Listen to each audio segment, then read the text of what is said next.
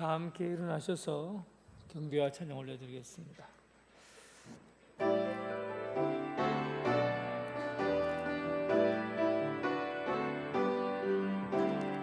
한마음 할렐루야 하늘 부어 할렐루야 한마음 하늘 부어 하나님께 영광을. 그러므로 우리는 예수로 말미암아 항상 찬송의 제사를 하나님께 드리자. 이는 그 이름을 증언하는 입술의 열매니라. 오직 선을 행함과 서로 나누어 주기를 잊지 말자. 하나님은 이 같은 제사를 기뻐하시느니라. 아멘.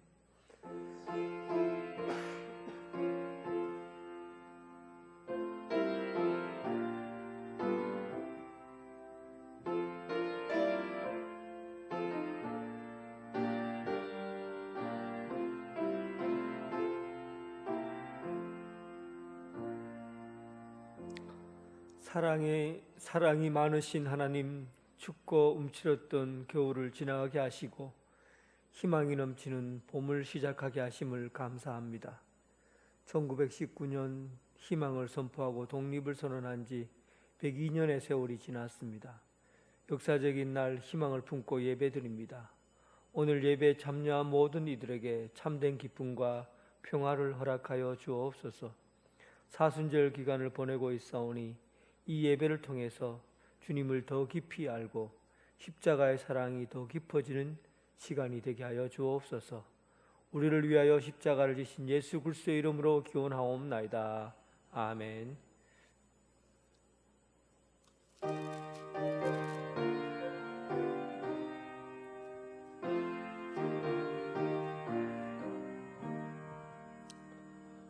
하늘이 부르고 드높이 맑은 날 찬란한 아침이 열리며 밝았네. 주 앞에 나아가 그 이름 부르며 지은 죄 많아도 용서해 주시리. 주 말씀 들으며 가슴을 여는 날 기쁨의 파도가 밀려와 닿네. 피곤한 몸과 마음 평안히 쉬는 날 성전에 나와서 주 찬양하리라. 걱정과 근심이 없어진 좋은 날 새로운 희망이 솟구쳐 오르네. 생명의 양식을 땅에서 맛보며 하늘의 은총을 넘치게 주시리. 사도신경으로 신앙 고백 드리겠습니다. 나는 전능하신 아버지 하나님 천지의 창조주를 믿습니다. 나는 그의 유일하신 아들 우리 주 예수 그리스도를 믿습니다. 그는 성령으로 잉태되어 동정녀 마리아에게서 나시고 십자가에 못 박혀 죽으시고 장사된 지 사흘 만에 죽은 자 가운데서 다시 살아나셨으며 하늘에 오르시어 전능하신 아버지 하나님 우편에 앉아 계시다가 거기로부터 살아있는 자와 죽은 자를 심판하러 오십니다. 나는 성령을 믿으며 거룩한 공교회와 성도의 교제와 죄를 용서받는 것과 몸의 부활과 영생을 믿습니다. 아멘.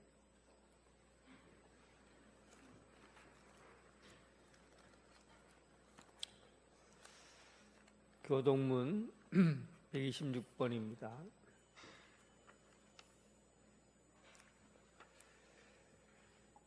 여호와여, 나의 영혼이 주를 우러러 보나이다.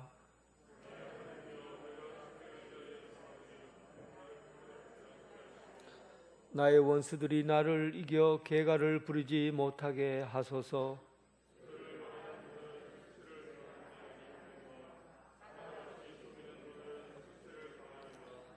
여호와여, 주의 도는 내게 보이시고 주의 길을 내게 가르치소서.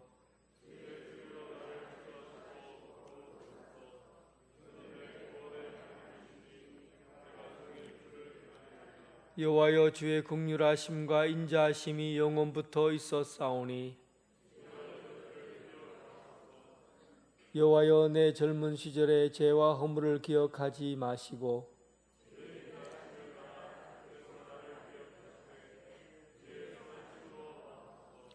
여호와는 선하시고 정직하시니 그러므로 그의 도로 죄인들을 교훈하시리로다.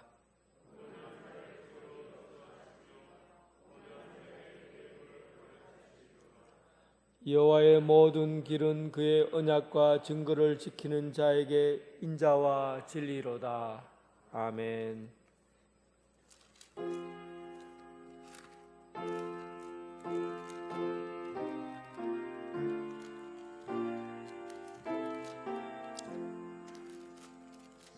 주 달려 죽은 십자가 우리가 생각할 때에 세상에 속한 욕심을 헛된 줄 알고 버리네. 죽으신 구주 밖에는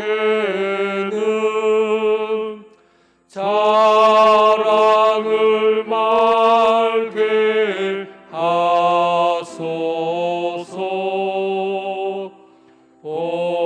보혈의 공로 힘입어 교만한 마음을 버리네.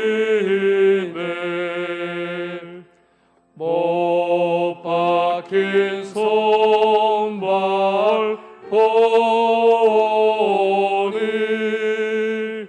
큰 자비 나타내셨네.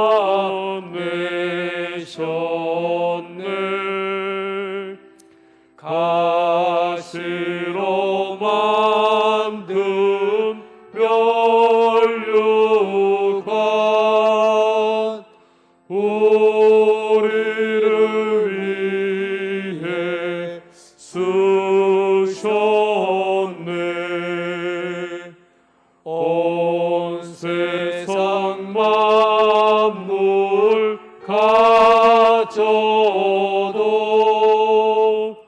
주는 못 닦았겠네.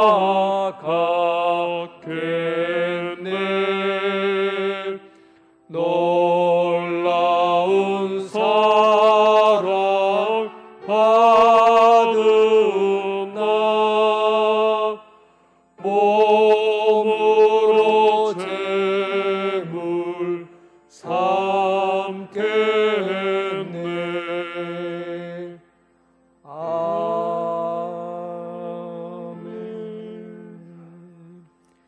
제독도 장로님 기도하겠습니다.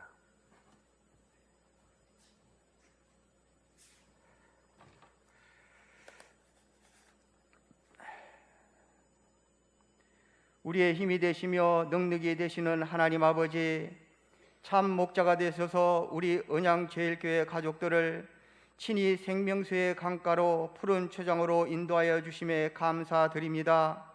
코로나로 인하여 힘들고 지친 우리의 삶에 십자가를 통하여 절망 넘어 있는 희망을 보게 하신 하나님, 하나님의 능력이 이 시간 우리 예배 가운데 임하여 주셔서 우리의 심령 깊은 곳에서부터 하나님을 찬양하며 신령과 진정으로 예배 드릴 때에 주님과의 관계가 회복되고 주님이 주시는 참 평안과 기쁨이 충만한 은혜가 내려 주옵소서. 지난 시간 돌아볼 때 성도의 본분을 망각하고 죄와 허물 가운데 살았던 우리의 모습 이대로 하나님 앞에 나왔사오니 성도님들 한 분 한 분을 기억하여 주시고 긍휼히 여기사 우리의 심령 깊숙이 박혀있는 죄의 쓴뿌리를 제거하여 주시고 십자가의 보혈로 정결하게 씻어주셔서 우리의 삶이 순간순간 그리스도의 마음으로 채워지며 그리스도의 향기가 풍기는 거룩한 성도의 본분을 회복시켜 주시옵소서. 교회의 머리가 되시는 주님, 우리 언양제일교회에 주님을 바라보며 고난의 십자가를 묵상하며 주님의 발자취를 따르게 하시고 늘 말씀에 순종하며 주님의 참 사랑을 행동으로 실천하는 가운데 어떠한 환경에도 흔들리지 않는 믿음으로 함께 지어져가는 아름다운 교회가 되게 하여 주시옵소서. 그리고 사랑하는 성도님들, 구원의 열정을 가지고 주님을 알지 못하는 영혼들을 주님께 인도하도록 십자가의 영광을 바라보며 우리 스스로의 희생과 사랑으로 새 생명을 잉태하여 우리의 영적 여정에 아름다운 생명의 열매를 아버지 하나님 거둘 수 있는 은혜를 베풀어 주시옵소서. 은혜가 풍성하신 하나님, 겨우내 얼고 메마른 땅에 따스한 햇빛과 봄비로 아버지 하나님이여 만물을 소생시키시고자 봄의 기운을 주신 주님, 아직도 코로나로 종식될 것 같이 하다가 다시 확장되기를 반복하여 일상생활에 힘들어하고 있습니다. 코로나가 속히 종식되어 우리의 일상에도 봄의 기운이 찾아와 아무런 제약 없이 생활할 수 있도록 은혜를 베풀어 주시옵소서. 성도님들 가운데 질병으로 힘들어 주님께 아버지 하나님의 긍휼을 의지하며 간절히 기도하는 성도님들의 아버지 하나님의 기도의 소리를 들으시고 주님의 능력으로 치료하시어 건강을 아버지 하나님 회복시켜 주시옵소서. 우리 민족을 사랑하시는 하나님, 먼저 이 땅의 교회가 이 어려운 역경을 잘 이겨내고 영적으로 깨어있도록 역사하셔서 교회의 본질을 회복하여 아버지 하나님 한국교회가 세계 속에 우뚝 서 있는 교회로 성장시켜 주시옵소서. 그리고 정치 경제가 이제 아버지 하나님 본기운을 타고 새롭게 성장하여 정치가 바로 서며 경제가 회복되어 모든 국민들이 행복한 생활을 할 수 있도록 인도하여 주시옵소서.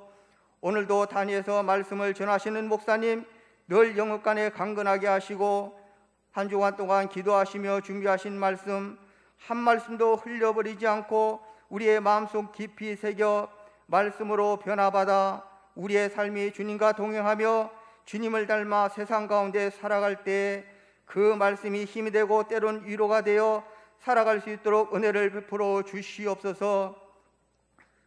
마음을 다하고 아버지 하나님이여 또 이렇게 아버지 하나님 준비하신 찬양 아버지 하나님께서 함께하여 주시고 그 준비하신 찬양이 아버지 하나님께서 늘 은혜를 베풀어 주시오며 듣는 우리 모두가 아버지 하나님의 은혜 받는 귀한 은혜의 찬양으로 인도하여 주시옵소서.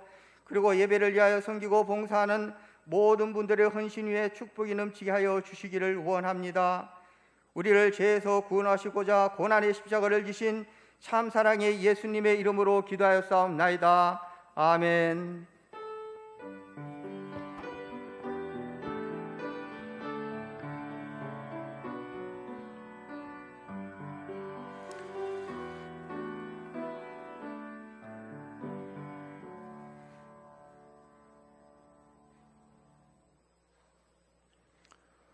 우리 교회 처음 오신 여러분을 진심으로 환영합니다. 새 가족으로 등록하여 주시고 담임 목사님과 신앙 상담을 하여 주시기 바랍니다. 오늘은 사순절 셋째 주일입니다. 주일날 예배는 1, 2부로 드립니다. 1부는 오전 9시, 2부는 오전 11시, 차량은 정상적으로 운행합니다. 온라인으로 들으신 분은 오전 11시 30분에 유튜브로 들으시면 되겠습니다. 다음 주일 오후 3시, 14일 오후 3시부터 오후 찬양 예배가 시작됩니다. 다음 주일 9일 오전 11시 울산 수정교회에서 울산 노예 서부 시차례로 모입니다. 위에서 기도해 주시기 바랍니다. 온라인 예배 시 헌금은 교회 계좌로 입금하여 주시기 바랍니다. 성격 천동일 예의가 978독째 진행 중입니다. 광고 이상입니다.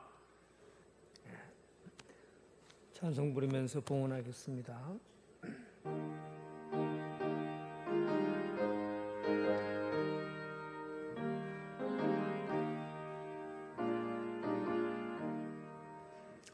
주님 주신 거룩한 날 기쁨으로 주 앞에 와 기도하고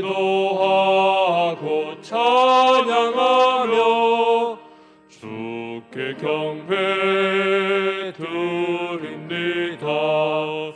내게 주신 귀한 물질 하나님께 드리오니 기뻐 받을 제물로서 연락되게 하옵소서.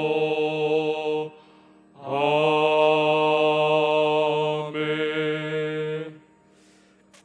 생명이 풍성하신 하나님, 겨울 감옥 같은 어두컴컴한 세월을 보내고 국권이 회복되고 평화를 주셔서 감사합니다.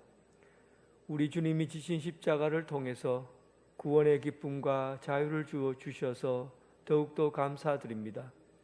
오늘 자유와 평등의 나라에서 땀 흘려 일한 것에서 10의 1조를 준비했습니다. 세상을 구원하시는 뜻을 받들어 선교 예물을 드립니다. 매일매일 감사하고 감사합니다. 매주일 잊지 않고 예물을 드립니다. 하나님 나라와 그 뜻이 이 땅에 이루어지게 하시고 생명의 양식으로 걱정하지 않고 세상 속에서 빛과 소금으로 살아가게 하여 주옵소서. 이 민족에게 복을 더하여 주셔서 풍성한 삶이 이어지게 하여 주옵소서. 예수님 이름으로 기도드립니다. 아멘.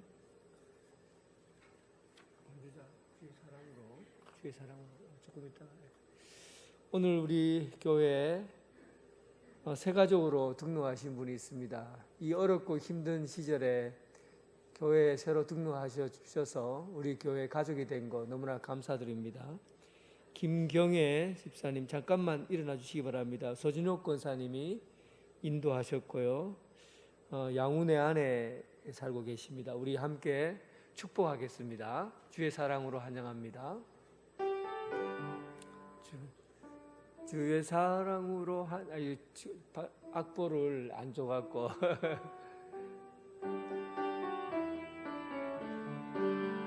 주의 사랑으로 환영합니다. 주의 사랑으로 환영합니다. 형제 안에서 주의 영광을 보며 주의 사랑으로 환영합니다. 감사합니다. 예배 마치시고 저를 잠깐 뵙고 가시기 바랍니다. 감사합니다. 오늘 하나님께서 우리에게 주신 말씀은 마가복음 2장 23절부터 28절까지입니다. 2장 23절부터 28절까지 신약성경 56쪽에 있습니다. 마가복음 2장 23절부터 28절까지 하나님의 말씀을 봉독해 올리겠습니다. 안식일에 예수께서 밀밭 사이로 지나가실새 그의 제자들이 길을 열며 이삭을 자르니 바리새인들이 예수께 말하되 보시오 저들이 어찌하여 안식일에 하지 못할 일을 하나이까. 예수께서 이르시되 다윗이 자기와 및 함께한 자들이 먹을 것이 없어 시장할 때 한 일을 잃지 못하였느냐. 그가 아비아달 대제사장 때 하나님의 전에 들어가서 제사장 외에는 먹어서는 안 되는 진설병을 먹고 함께한 자들에게도 주지 아니하였느냐? 또 이르시되 안식일이 사람을 위하여 있는 것이요 사람이 안식일을 위하여 있는 것이 아니니 이러므로 인자는 안식일에도 주인이니라. 아멘.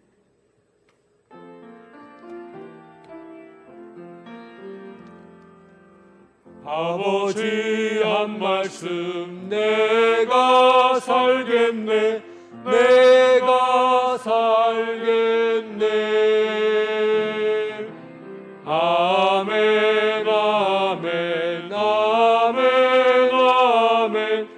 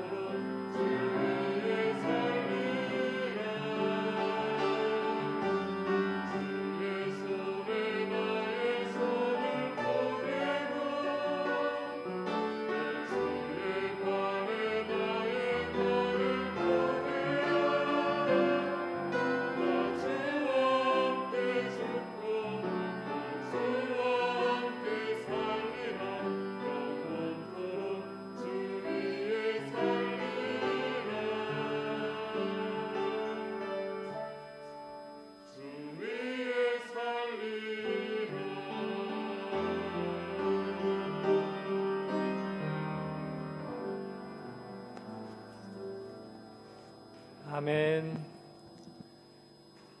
주님의 평강이 여러분들과 함께하기를 바랍니다.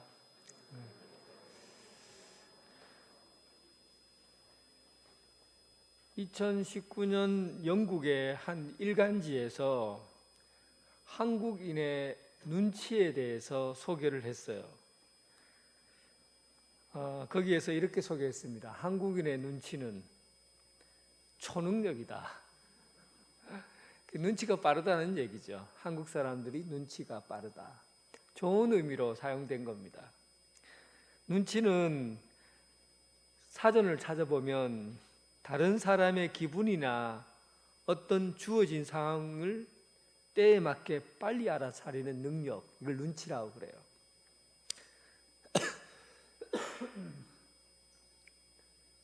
우리나라 사람들은 딱 말 3마디만 해도 알아듣습니다. 예를 들면은 가가. 그럼 세계 사람들은 그 말을 절대 이해를 못합니다. 근데 우리나라 사람들은 그래 가 맞다. 그 눈치가 있는 사람들은 가가 그래 가 맞다.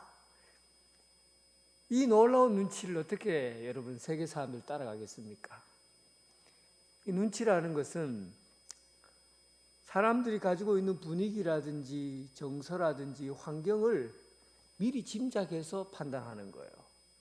그리고 큰 흐름에서 파악을 해서 행동을 미리 옮기는 것이죠.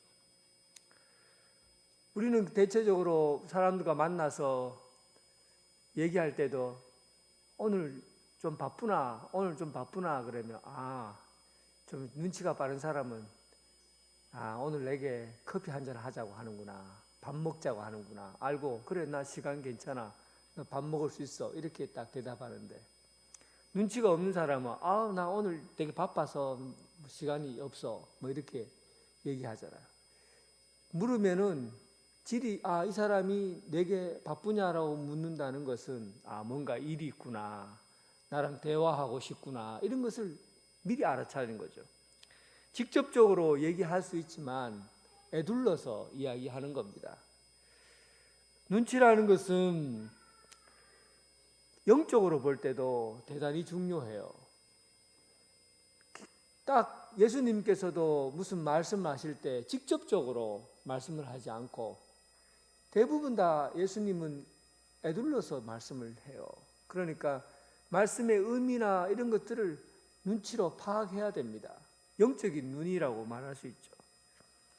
영적인 감각을 익히는 것이 신앙생활에서 굉장히 큰 도움이 됩니다. 근데 영적으로 무디면 정말 중요한 일들을 잘못된 방향으로 그르칠 수가 있다는 거예요. 그래서 신앙생활의 눈치라는 것이, 영적인 눈치가 굉장히 중요합니다. 그 감각을 익히자는 거죠. 오늘 본문의 바리새인들은, 원래는 이 바리새인들이 굉장히 영적으로 예민한 사람이었어요. 그런 그룹이었는데 세월이 지나가면서 율법을 자기들이 지키고 수호해야 된다는 그런 책임감 때문인지 시간이 지나면 지날수록 점점 딱딱해지고 굳어지고 또 영혼이 딱딱해지고 굳어지기 시작한 거예요. 그러면서 영적인 감각을 잃어버리고 오히려 영혼이 무뎌지게 된 겁니다. 오늘 이런 무뎌지고 딱딱해진 율법 중심의 사람인 이 바리새인들과 예수님의 이 안식일을 가지고 안식일에 대한 논쟁, 이야기를 오늘 본문에 기록하고 있습니다. 마가복음 2장 23절에부터 시작이 됩니다. 안식일에 예수께서 밀밭 사이로 지나가실 때 그 제자들이 길을 열며 이삭을 자르시니, 오늘 본문의 내용들은요 23절부터 28절까지 제가 읽었는데 이 내용 중에 안식일이라는 단어가 5번이나 나옵니다. 23절부터 28절까지 그 짧은 구절에 안식일에 대한 내용이 5번이나 나온다고요. 그러니까 이 논쟁은 굉장히 중요하다는 것을 반복해서 말하고 있는 겁니다. 무슨 말이든지 반복해서 사용되는 언어는 이 일을 통해서 뭔가 일어나겠구나라고 짐작할 수가 있어요. 그러니까 대단히 중요한 이야기를 하려고 하는 거죠. 안식일에 관한 이야기를 하려고 한다는 것을 우리는 알 수가 있어요. 안식일은 히브리어로 사바스라고 해서 일을 그치거나 쉬는 것을 의미합니다. 단순히 그냥 일을 그치거나 쉬는 것을 안식이라 하지 않고 하나님께서 이 세상을 창조하시고 나서 마치는 날에 그날을 기념하는 의미로 안식일을 주님 하나님께서 안식일을 제정하셨어요. 이 날은 특별한 날이기 때문에 십계명에조차도 안식일을 거룩하게 지키라고 십계명에조차도 포함시킬 만큼 아주 중요한 날로 기록하고 있습니다. 안식일은 사람이 기계처럼 일만 하면 안 된다는 거예요. 매일매일 그냥 숨 쉴 틈 없이 일만 하다 보면 그러면 사람이 망가지게 된다는 겁니다. 그래서 쉬라는 거예요.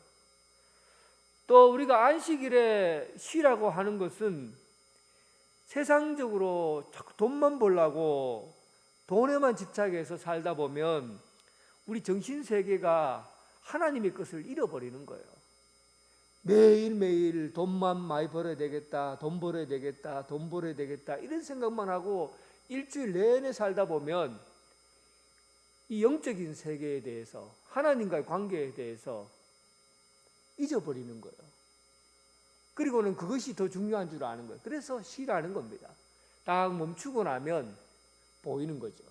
내 삶의 수레바퀴를 멈추고 나면 이 세상의 일보다도 하나님의 세계가 참 가치 있고 영적인 세계가 우리를 참으로 쉬게 해주는구나 하는 것을 알게 해주는 겁니다. 진정한 휴식, 쉼은 하나님과의 관계에서만 오는 거예요. 그래서 안식일이 중요하다는 겁니다. 이런 의미로 안식일이 시작이 됐어요. 얼마나 중요합니까? 안식일을 거룩하게 지켜야 되고 안식일을 지켜야 될 의무가 있다는 거예요. 너무나 중요한 계명이고 중요한 것인데 이 시간이 지나고 세월이 지날수록 이 생각이 중심에서 이탈해 간 겁니다. 사실은 아무리 좋은 법도 시간이 지나면요 자꾸만 이 법이 변질될 가능성이 높아요. 중심을 잃어버리면 그렇습니다. 그래서 이 안식일에 대한 규정이 안식일에 참 좋은 의미를 갖고 있지만 사람들이 여기 안식일에 대한 본질보다는 어떻게 하면 안식일을 지켜야 되는가라는 비본질적인 부분에 더욱더 관심을 갖기 시작한 거예요. 그래서 안식일에 대한 규정을 여러 가지로 세워놨어요. 안식일을 거룩하게 지키라. 어떻게 하면 거룩하게 지키느냐. 심지어는 하루에 900m를 걸으면 하루에 900m 해봤자 얼마 되지 않습니다. 900m를 걸으면 그러면 900m 이상을 걸으면 일한 것으로 간주하자. 그래서 900m 이하로 걸어야 된다. 전기를 쓰지 마라. 전기를 써서는 안 된다. 그래서 요즘도 엘리베이터를 타면 엘리베이터가 가만히 멈춰 있다고 그러잖아요. 아무도 이 번호를 누르려고 하지 않아요. 번호 누르면 전기가 들어가니까 엘리베이터 올라가잖아요. 그래서 유대인들이 안식일 날 엘리베이터에 타면은 가만히 있는답니다.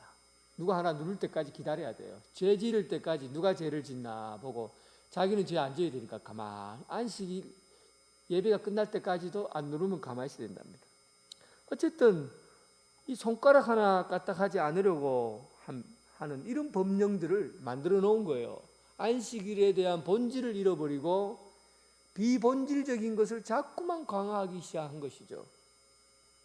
오늘도 이런 맥락에서 오늘 본문을 이해해 보면 됩니다.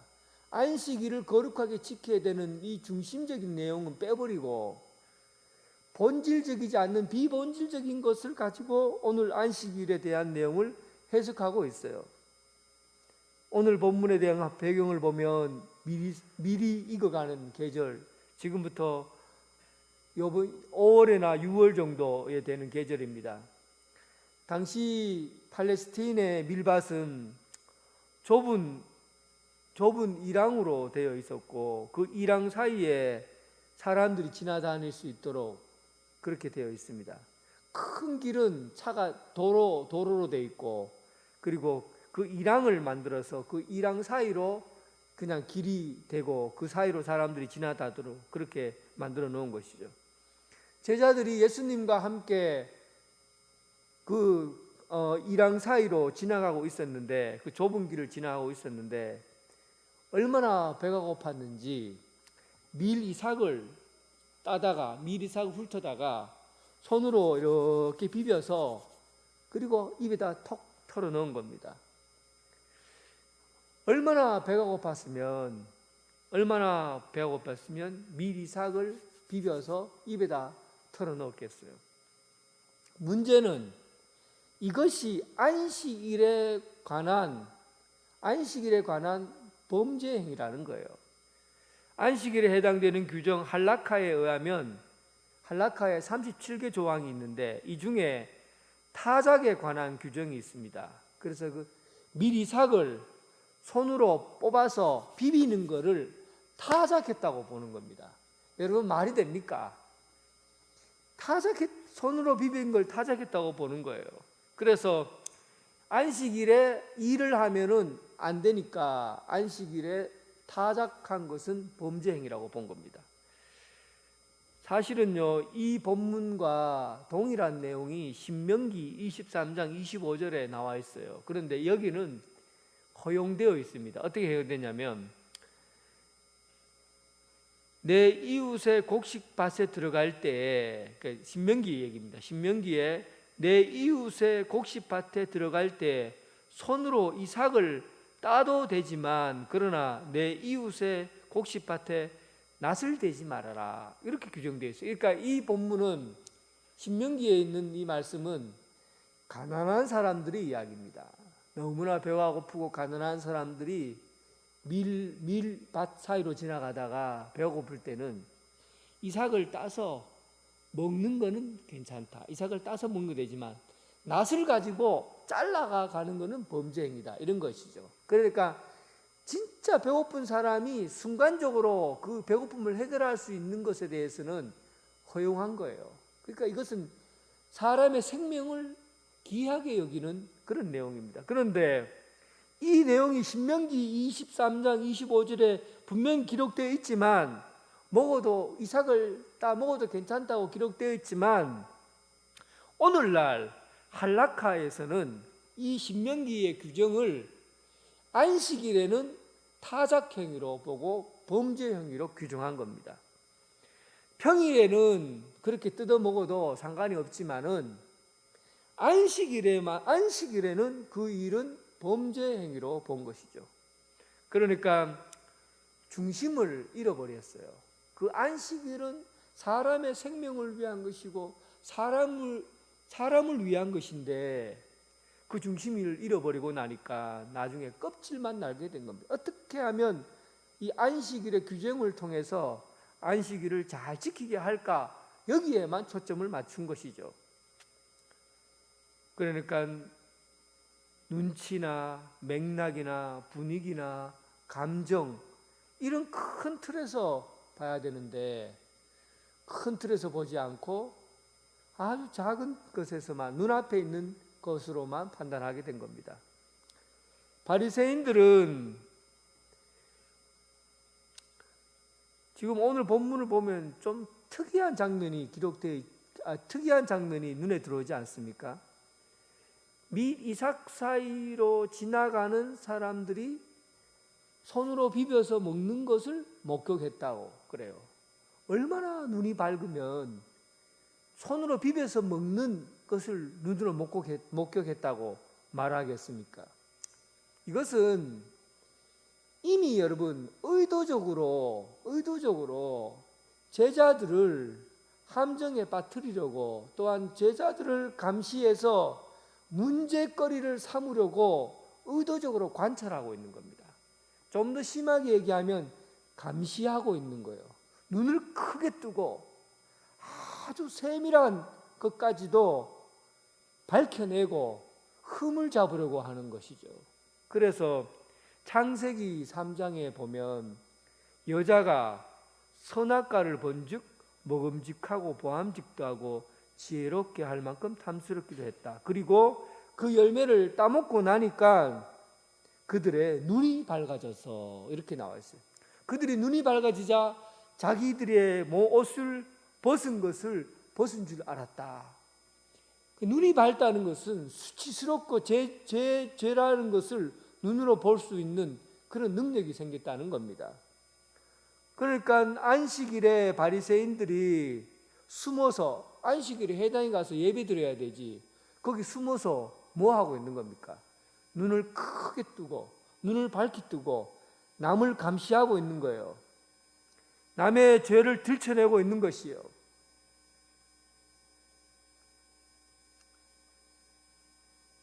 엄마가 대부분 가정에서 엄마는 눈이 밝아요. 엄마들이 눈이 밝아요. 그래서 아이들을 옆에 붙어 다니면서 밥 먹을 때 밥을 흘리지 마라. 책을 아무 데나 보고는 책 제자리에 꽂아 놔라. 좀 씻고 자라. 이빨 닦을 때 좀 오랫동안 닦아라. 치약 뚜껑은 꼭 닫아라. 항상 엄마들은 눈이 밝아요. 그래서 아이들이 옆에 붙어 다니면서 이거 치워라, 이거 해라, 저거 하라, 이거 하지 마라, 이거 해라 하고 하루 종일 지적합니다. 아이들이요, 엄마가 지적해주고 눈이 밝아서 얘기해주는 것을 사랑으로 받아들이고 고맙게 생각하겠습니까? 아니면 아이들이 그 얘기를 듣고 잔소리로 생각하고 나중에 마음에 여러분 폭력으로 여겨지겠습니까? 아쉽게도 여러분, 눈이 밝은 엄마의 소리들은요, 하루 종일 따라다니면서 이거 해라 저거 해라 하면 아이들은 그것을 폭력으로 경험합니다. 폭력으로. 사랑이라고 생각하지만 감시를 받는다는 느낌을 받을 때 아이들은 그것을 사랑으로 경험하지 않는다는 거예요. 신앙생활도 마찬가지입니다, 여러분. 우리는 신앙이 오래될수록 눈이 밝아져야 된다고 생각해요. 남들의 흠을 자꾸 찾으려고 하는 것이죠. 흠이 보여요. 흠을 찾으려고 하는 게 아니라 가만히 있으면 흠이 보여요. 그러면 여러분, 지금 여러분들은 눈이 밝아진 거예요. 신앙생활을 하면 할수록 남들의 흠이 자꾸만 눈에 들어와요. 제가 대구에 있을 때 국문학을 전공한 박사님이 계신데, 이분은 제가 설교하고 나면, 설교도 많이 하지도 않는데 설교하고 나면 불러요. 아, 목사님이 이 단어는 이때 사용하는 게 아닙니다. 이 단어는 잘못 이렇게 사용하는 건 잘못된 사용입니다. 문법적으로 안 맞습니다. 한마디씩 목사님을 제가 사랑하고 좋아해서 하는 말입니다 하고는 한번 얘기하고 또 설교 끝날 때마다 또 날 불러요. 그래서 제가요, 설교 시간에 설교하면 그쪽으로 고개 안 돌립니다. 안 봐요. 항상 다른 쪽으로 봐요. 왜냐하면 말하다가 저분이 꼭 내 설교를 또 와서 뭐라 할까 봐 저쪽으로 보지 않고 이쪽으로만 보고 이 설교를 해요. 항상 그분이 앉아있는 데가 있거든요. 남에게 뭔가 지적해 줘야 되고 말해 줘야 되는 것이, 그게 신앙적으로 의무라고 생각해요. 그게 자기 자신이 성장했다고 보는 겁니다. 그런데 여러분, 눈이 밝아지면 남의 잘못이 보여요. 흠이 보여요. 눈이 밝아지면. 얼마나 먼 거리예요. 안식일에 왜 거기에 앉아 있는 겁니까? 밀밭 사이로 지나가는 제자들을 왜 보고 있는 거예요? 안식일에 해야 될 일이 얼마나 많은데. 예배 드리고 안식일을 지켜야지요. 왜 거기 들에다가 앉아서 요거 참 죄를 짓나 안 짓나 하고 보자 하고는 눈을 크게 뜨고 밀 까불러서 먹는 것조차도 눈에 들어오는 겁니다. 여러분, 신앙에 눈이 밝은 사람인지 눈치가 밝은 사람인지 여러분들 한번 판단해 보십시오. 눈치가 밝은 사람은요, 영적인 감각이 있는 사람이에요. 성령님께서 오늘 이곳에 어떻게 임하고 계신지 느낌을 가지고 아는 거예요. 주님께서 말씀하시는구나 라고 영적으로 경험이 되는 거예요. 갑자기 말씀을 듣는 중에 가슴이 멍멍해지는 거예요. 눈에 눈물이 나는 거예요. 따뜻해지는 거예요. 그 성령의 분위기를 감지하는 거예요. 말 못하는 아이와 엄마와 대화하는 장면을 보세요. 태어난 지 얼마 되지 않은 아기와 엄마와 대화하는 장면을 보면 전부 다 눈치로 대화가 됩니다. 엄마가 얼굴을 찡그리면, 이래 아기를 보다 엄마가 얼굴을 찡그리면, 아, 엄마가 지금 뭔가 내게 하지 말라고 하는 거구나 하고 그렇게 생각해요. 뭔가 싫구나라는 느낌을 받아요. 아기는 엄마 표정을 보고. 엄마가 아기를 보면서 쌩글쌩글 웃어요. 그러면 아이는 엄마가 나를 위로해 주는구나, 격려해 주는구나 라고 경험을 해요.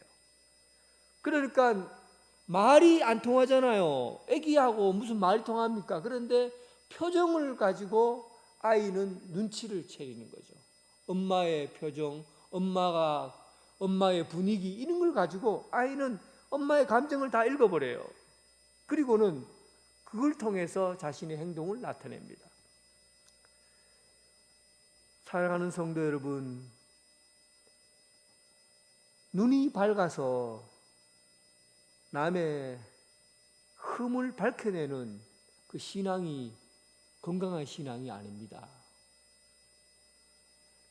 영적으로 민감해서 성령의 눈치를 보는 사람, 분위기를 보고 영적인 감각을 가진 사람, 이런 사람이 영적으로 성숙한 사람이에요. 여러분, 하나님의 눈치를 볼 수 있는 사람, 영적으로 성령의 분위기를 감지하는 사람, 이렇게 믿음의 눈치를 키워가는, 영혼의 눈치가 있는 그런 사람이 되길 주님의 이름으로 축원합니다. 밀밭 사이로 지나가다가 제자들이 이삭을 패고 있었습니다. 보통 사람 같으면은 저 사람 얼마나 배가 고팠으면 가난한 사람들이 이삭을 패서 먹으니까 참으로 하루 양식 저거 배가 고팠으면 저렇게 밥을 먹겠나 하고는 그렇게 생각했을 겁니다. 그런데 바리새인들의 눈이 밝고 눈치가 어두웠습니다. 바리새인들은 예수님께 저들이 어찌하여 안식일에 하지 못할 일을 합니까? 당장에 여러분, 제자들이 지금 배가 고프구나, 참 힘들겠다, 그런 마음을 가지고 아이고 내가 저들을 데리고 밥이라도 한 끼 사줘야 되겠다, 이런 마음을 품기보다는 저들이 범죄했어요, 죄지었어요, 나쁜 짓 했어요 하고는 안식일에 큰 죄를 저지른 사람이라고 예수님께 일러 바친 겁니다. 예수님께서는 이런 상황에서 바리새인들이 알아들을 수 있도록, 눈치를 좀 챌 수 있도록 그들이 존경하는 다윗의 이야기를, 다윗이 옛날에 한 이야기들을 들추어서 얘기를 합니다. 다윗이 사울을 피해서 칼 한 자루 없이 도망을 쳤어요. 그때 친구들 몇 명만 데리고 도망을 쳤을 때 놉이라는 곳에 이르러서 놉 제사장 아비멜렉을 찾아갑니다. 성경에는 아비아달로 되어 있죠. 근데 아히멜렉입니다. 아히멜렉을 찾아가서 자기들이 지금 특별한 비밀리에 특별한 업무를 비밀 작전을 수행하고 있는 중에 와서 우리는 아무것도 가지고 온 것이 없다. 그러니까 우리에게 먹을 것을 좀 달라. 아히멜렉이 보니까 굶주림이 눈에 얼마나 굶주렸다는 사실을 그가 눈치를 챈 겁니다. 그리고는 성전에 놓여 있는 진설병이 두 덩어리로, 큰 덩어리가 두 덩어리로 6개씩 쌓아놨거든요. 한 덩어리는 헛독에 한 5배 정도 되는 크기로 하나씩 쌓아놨습니다. 12지파를 상징하는 것이죠. 그래서 떡 6덩어리 진설병을 매 일주일에 한 번씩 이걸 빵을 놨다가 또 그 다음날 일주일에 한 번씩 가려 놓는데, 그날 먹을 것이라고는 성전에 있는 진설병 12덩어리밖에 없었어요. 그런데 여러분, 이것은 성전에서 근무하는 제사장 외에는 그 어떤 사람도 먹어서는 안 됩니다. 손을 대면 안 되죠. 성전법이에요. 성전법에 의하면 그 진설병 어떤 사람도 그것을 먹어서는 안 된다고 되어 있어요. 진설병은 제사장이 먹을 수 있는 거예요. 그런데 다윗이 배가 고프다고 하니까 그 제사장이 그 떡을 나누어 준 겁니다. 다윗은 생명의 위협을 느끼고 있었고, 그리고 그 자리에서 그 빵을 다 먹었습니다. 예수님께서 말씀하신 게 다윗에 대한 이야기예요. 다윗이 아히멜렉 제사장을 찾아갔을 때 제사장 외에는 먹지 못하는 성전법에 어긋나는 그런 일들을 하지 않았느냐. 생명의 위협이 느껴졌을 때 법보다도 사람의 생명이 더 소중하다 하는 것을 주님께서 성경의 이야기를 통해서 가르쳐 준 거예요.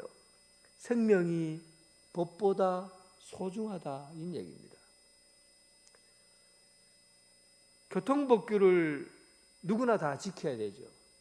그런데 신호등을 건너는 어떤 장애인이 있었는데 초록불이 켜지면 건너고 빨간불이 켜지면 건너갈 수 없어요.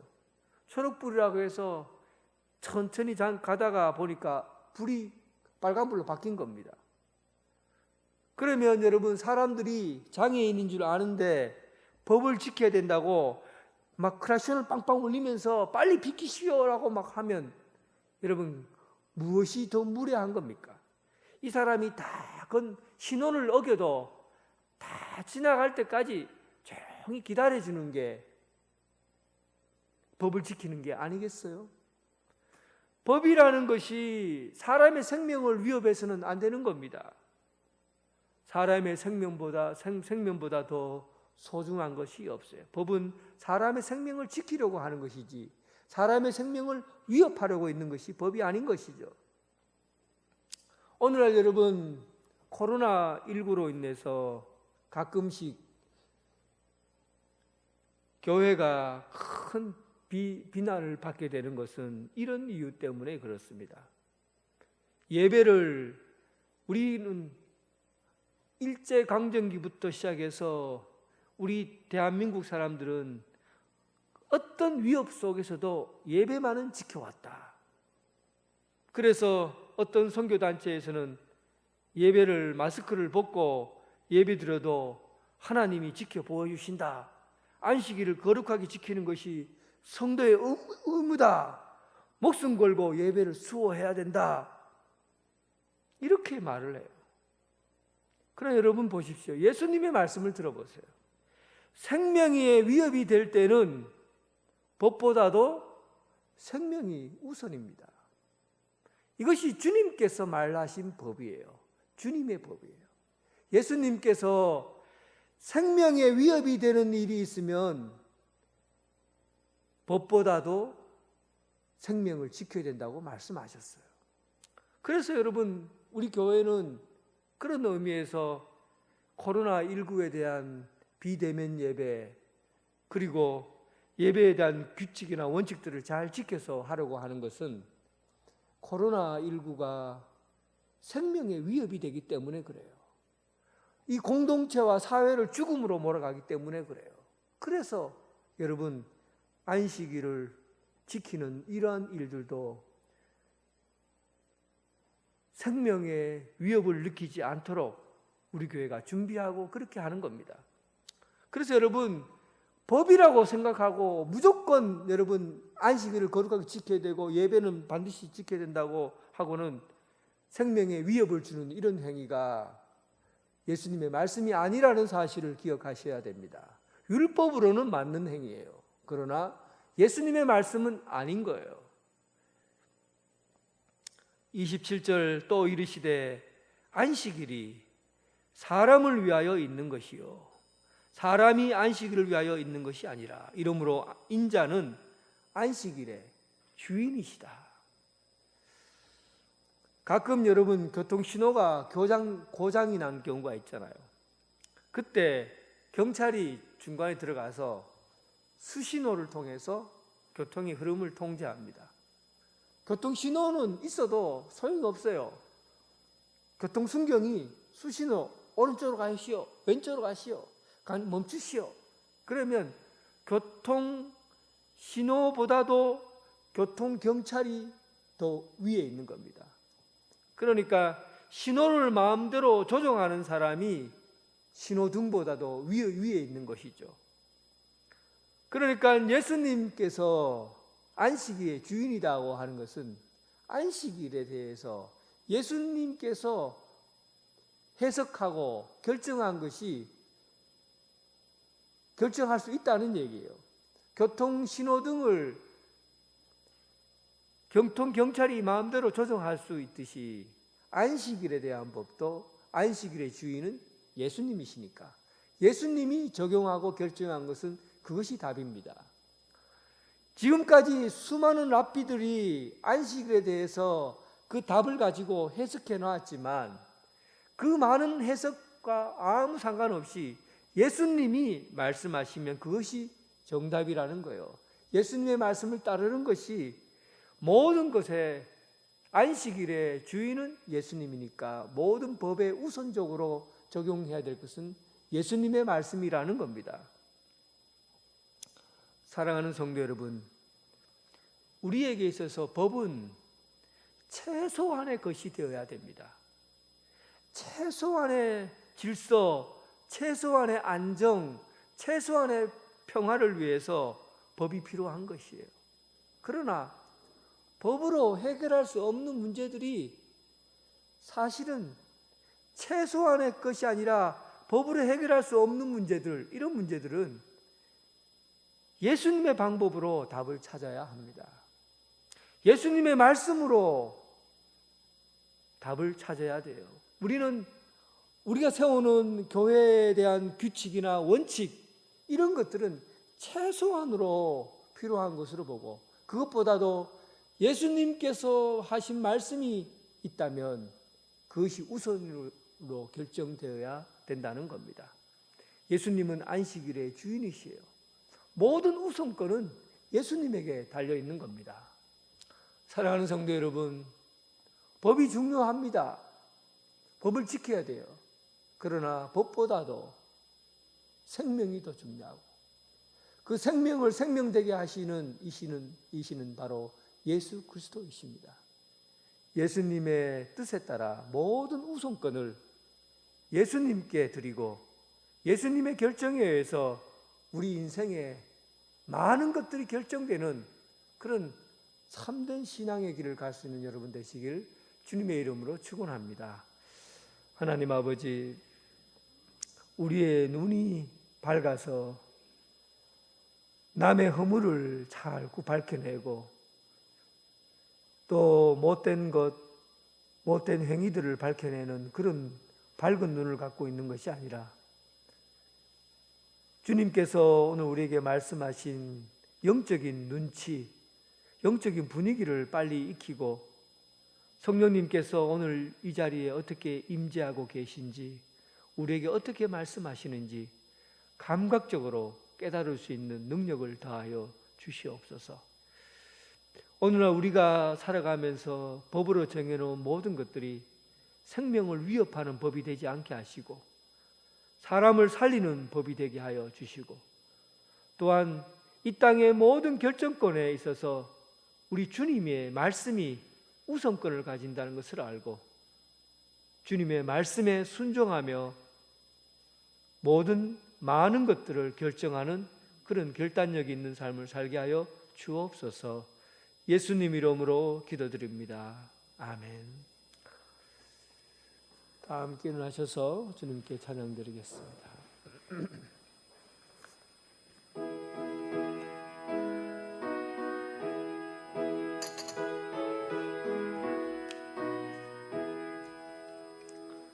아버지여 나의 마음을 맡아주가 나시고 완악하고 교만한 것 경계하여 주소서.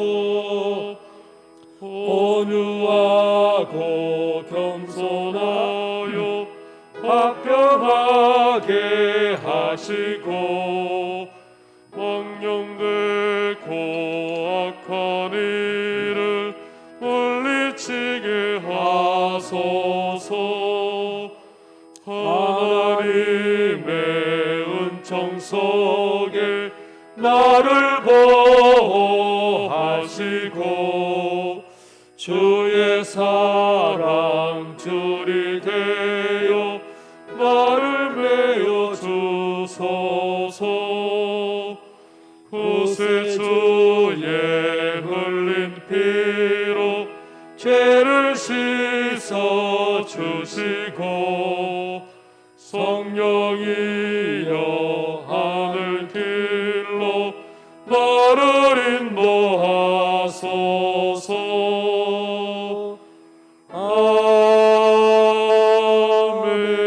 아멘.